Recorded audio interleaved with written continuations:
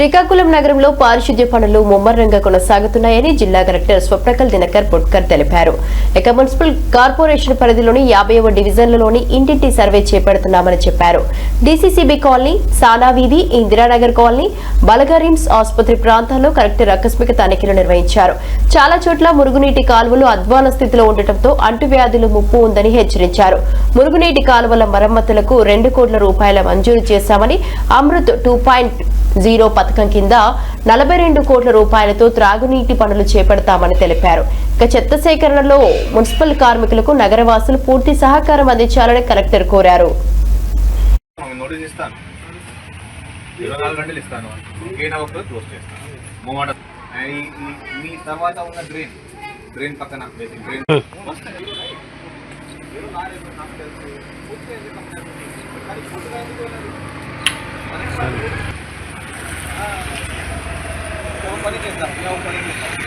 Wherever it is more than 10, now what did I say? Okay? Rainwater.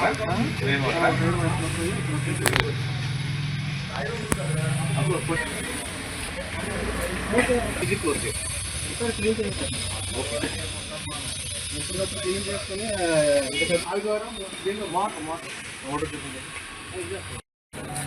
Okay.